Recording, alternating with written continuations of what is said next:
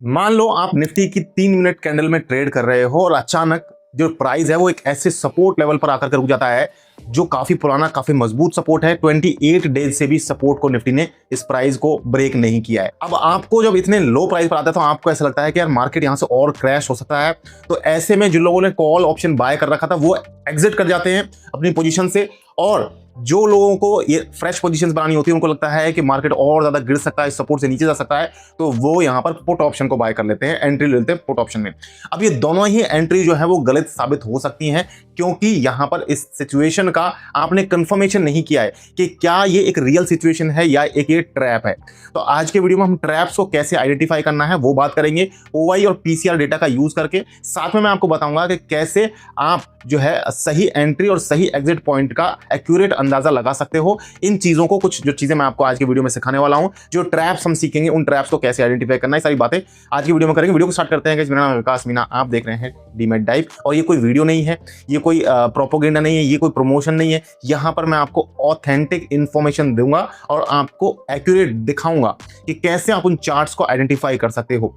पहले भी मैंने इन वीडियोस में हमने ओआई और पीसीआर के बारे में काफी बातें करी है। कुछ बेसिक्स को हम यहाँ पर रिवाइज भी करेंगे और कुछ बेसिक्स के लिए मैं आपको दूसरे वीडियोस भी रेफर करूंगा, वो आगे बात करेंगे। अब जो मैंने सिचुएशन आपको वीडियो में बताई स्टार्टिंग में कि आपको जब लगता है कि मार्केट किसी एक सपोर्ट लेवल पर आ गया, वहां से ब्रेक होने वाला है, तो ये जो सिचुएशन है आपके साथ भी हुई होगी डेफिनेटली, क्योंकि मेरे साथ तो ये काफी बार हो चुका है। तो गाइस, ये जो ट्रैप है ये दो तरीके से, इस तरीके से ट्रैप बन सकता है। एक होता है शॉर्ट ट्रैप, एक होता है लॉन्ग ट्रैप।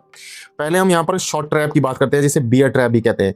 इसे हम बिन, दोनों ही ट्रैप्स को एक्चुअली इन्हें हम बिन बादल की बरसात भी बोल सकते हैं। बिन बादल की बरसात क्यों मैं बोल रहा हूं, मैं आपको अभी 2 ही मिनट में आपको क्लियर हो जाएगा।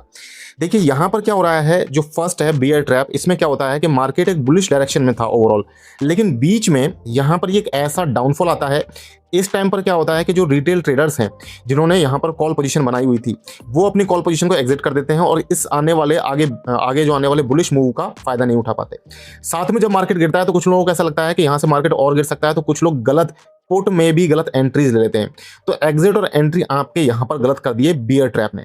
अब यहां पर इसको आइडेंटिफाई कैसे करना है, अगर हम डेटा पे जाएं तो देखिए यहां पर प्राइस तो गिरा है, लेकिन यहां पर ओआई जो है, ओपन इंटरेस्ट, वो सेम रहा है। तो प्राइस ड्रॉप हुआ तेजी से, इसका मतलब क्या हुआ, बरसात हो गई, लेकिन ओआई सेम रहा, यानी कि बादल, ओआई में कोई फर्क नहीं आया, यानी कि बादल तो आए नहीं, तो बिना बादल के ये बरसात हो गई है। तो इस तरीके की बरसात से हमें बचना है। अब ये हो रहा है दूसरा लॉन्ग ट्रैप। देखिए ये दोनों ही ओआई ट्रैप्स भी कहते हैं लोग इन्हें, बट मैं तो इन्हें प्राइस ट्रैप बोलूंगा। ओआई ट्रैप मैं आपको भी बताऊंगा कि कौन सा हो सकता है। देखिए इन चीजों के बारे में हम पहले भी बात कर चुके हैं, ये इनमें से कुछ चीजें हैं जो ओआई ट्रैप में आती है, मैं आपको अभी बताऊंगा। पहले हम इस लॉन्ग ट्रैप को आप समझ लीजिए। देखिए लॉन्ग ट्रैप जो है, इसे बुल ट्रैप भी कहते हैं। यहां पर क्या हो रहा है कि मार्केट एक बेयरिश डायरेक्शन में था, लेकिन बीच में एक ऐसा स्पाइक आता है। ये ब्रेकआउट नहीं कहेंगे, इसे स्पाइक कहेंगे। ब्रेकआउट तो वो होता है अगर ये मार्केट यहां से ऊपर जाना स्टार्ट कर देता। तो यहां पर इस स्पाइक में क्या होगा कि जिन लोगों ने पुट पोजीशंस बनाई हुई थी, पुट में एंट्रीज ले रखी थी, वो यहां से अपने पुट को, एंट्री को एग्जिट कर लेंगे, पुट पोजीशन को एग्जिट कर लेंगे, और कुछ यहां से नई कॉल पोजीशंस बनाएंगे जो कि उनकी गलत साबित होगी, क्योंकि मार्केट वापस बेरिश डायरेक्शन में जाएगा।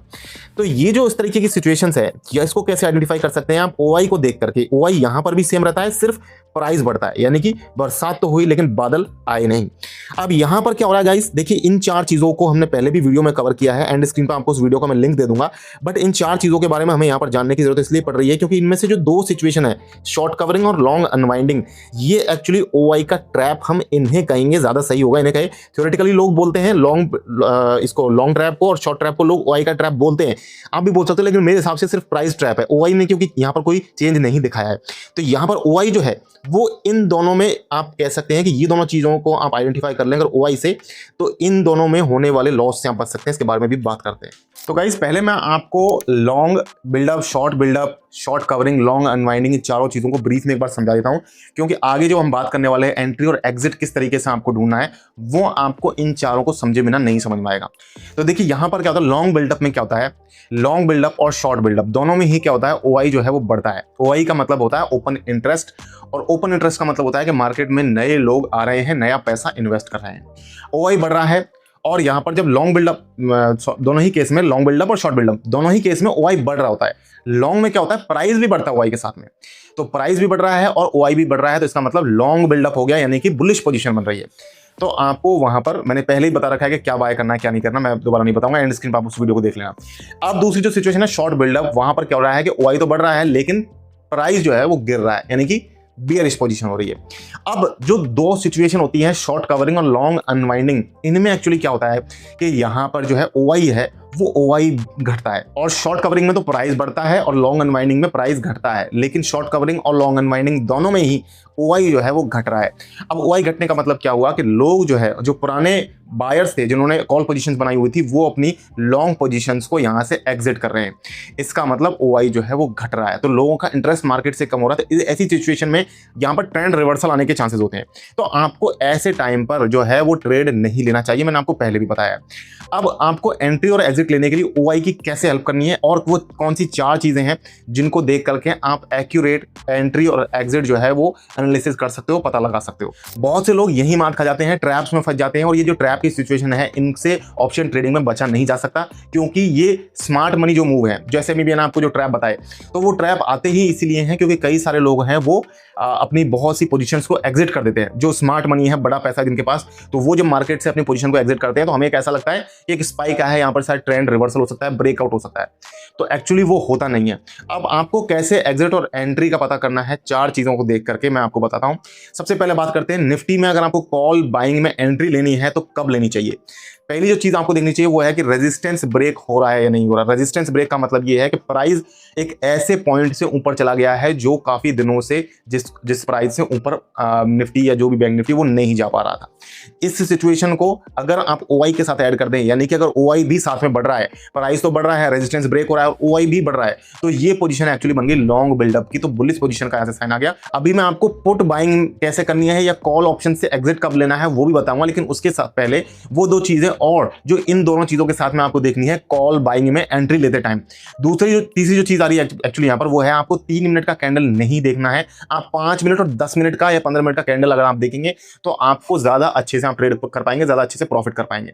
एक तो यहां से आपकी ड्यूरेशन बढ़ जाएगी, दूसरा आप यहां पर कम ट्रेड लोगे तो ओवर ट्रेडिंग की जो आपकी सिचुएशन है वो भी यहां से रिड्यूस होगी। तो आप अगर 5 मिनट या 15 मिनट की कैंडल देख रहे हैं, अगर कैंडल जो है पिछली कैंडल से ऊपर क्लोज होती है तो आपको यहां पर तीसरा साइन आ गया है, यानी कि अब आपका जो एंट्री का पॉइंट था वो और स्ट्रांग हो गया है। चौथा यहां पर रीटेस्ट को, क्या वो प्राइस जो है जो अंडरलाइंग एसेट है निफ्टी बैंक निफ्टी जो भी है वो रीटेस्ट को होल्ड कर रहा है या नहीं कर रहा। रीटेस्ट क्या होता है, देखिए रीटेस्ट का ट्रेडिंग में एक सीधा सा सिग्निफिकेंस ये है कि अगर मान लीजिए रेजिस्टेंस ब्रेक हो रहा है तो रेजिस्टेंस ब्रेक करने वाली जो कैंडल है उसके अगली कैंडल भी क्या उसके ऊपर ही जाकर के बंद हो रही है या वो उस रेजिस्टेंस ब्रेक करने वाली कैंडल से नीचे बंद हो रही है। अगर अगली कैंडल भी रेजिस्टेंस ब्रेक करने वाली कैंडल से ऊपर बंद हो रही है तो इसका मतलब रीटेस्ट होल्ड हो चुका है, इसका मतलब है यहां पर बुलिश ट्रेंड का ब्रेकआउट आ चुका है।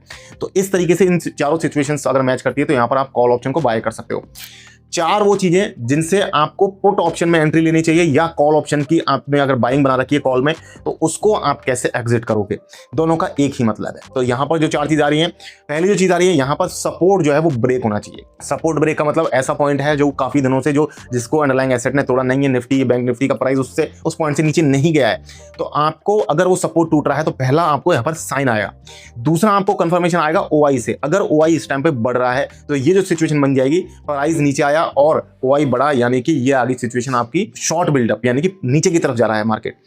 तीसरा यहां पर आपको रीटेस्ट चेक करना है कि रीटेस्ट जो है वो फेल हो जाना चाहिए, यानी कि क्या है, अगर जो सपोर्ट को ब्रेक करने वाली कैंडल है उसके नीचे जाकर के अगर कोई कैंडल बंद हो रही है तो इसका मतलब है रीटेस्ट जो है यहां पर फेल हो गया है, दूसरी कैंडल से आपका रीटेस्ट हो जाता है। अगर ब्रेक करने वाली कैंडल से नीचे जाकर के दूसरी कैंडल बंद होती है तो रीटेस्ट फेल हो गया है, यानी कि कंफर्म है कि मार्केट जो है वो बेयरिश डायरेक्शन में जा रहा है। चौथा आपको क्या पर चेक करना है कि 5 से 15 मिनट की कैंडल अगेन जो पिछली कैंडल थी उससे नीचे बंद हो रही है कि नहीं।